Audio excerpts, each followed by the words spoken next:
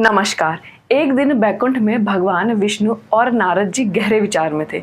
नारद ने गर्व महसूस करते हुए कहा कि वो माया के शिकार नहीं है, जैसे कि मनुष्य अक्सर इसका शिकार हो जाता है। भगवान विष्णु ने मुस्कुराने के साथ धीरे से कहा, नारद, ऐसे दावे करने से सावधान रहे। माया को जीतना कठिन है और यह कई रूप लेती है, जैसे कि काम, क्रोध, मोह, लोभ और लालच।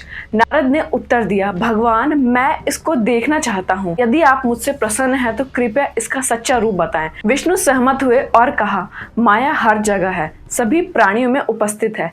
यदि तुम्हारी इच्छा उसे देखने की है तो मैं तुम्हें अपनी माया दिखाऊंगा। इसके साथ ही भगवान विष्णु और नारद जी गरुड़ पर सवार हो गए। वे कन्याकुब्ज पहुंचे। कन्याकुब्ज में एक सुंदर झील थी जहां भगवान विष्णु जी और नारद जी विश्राम करने के लिए रुके। कुछ समय बाद भगवान विष्णु जी ने नारद से कहा, क्यों ना तुम इस झील में स्नान कर लो। आज्ञा का पालन करते हुए नारद पानी में उतरे। जैसे ही वह बाहर निकले वो एक महिला में बदल गए। दूर से भगवान विष्णु ने मुस्कुराते हुए देखा और फिर गरुड़ पर सवार होकर चले गए। परिवर्तित नारद ने अपने पिछले जीवन की सारी यादें खो दी थी।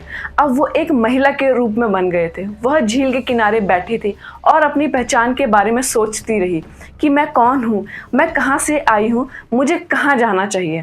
उसी समय राजा तलध्वज अपनी सेना के साथ वहां पहुंचे।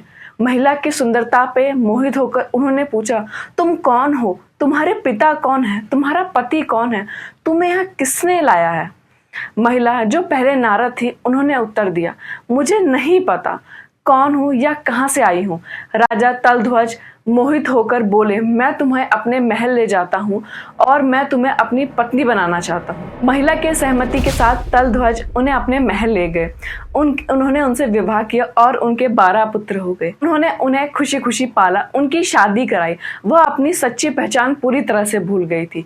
वह अपने परिवार के साथ बहुत खुश थी। एक दिन पड़ोसी राजा ने तलध्वज के राज्य में आक्रमण कर दिया। महिला के पुत्र और पोते युद्ध में मारे गए। वह अपने बेटे और पोते के नुकसान पर शोक करती रही। महिला को रोते देखकर भगवान विष्णु जी एक ब्राह्मण के रूप में प्रकट हुए। उन्होंने धीरे से कहा, तुम क्यों रोती हो, मृत्यु तो जीवन का हिस्सा है। अपने परिवार के लिए अंतिम संस्कार करो और शांति प्राप्त करो। महिला और राजा ने अपने प्रियजनों का अंतिम संस्कार किया। ब्राह्मण ने फिर कहा, पुण्य तीर्थ नामक पवित्र तीर्थ स्थल पर जाओ और अपने पुत्र और पोतों की आत्मा की शांति के लिए वहां स्नान करो। जैसे ही ब्राह्मण ने कहा, महिला ने झील में स्नान किया। बाहर आते ही वह फिर से नारद में बदल गई। उनकी यादें सभी लौट आई। उन्होंने भगवान विष्णु को मुस्कुराते हुए देखा। राजा हैरान होकर पूछा, मेरी पत्नी कहाँ है। विष्णु ने कहा, कोई वास्तव में हमारा नहीं होता है। जिस तरह वह एक झील के पास तुमसे मिली थी, उसी तरह दूसरी झील के पास चली भी गई। इसे जाने दो, भगवान विष्णु की भक्ति करो।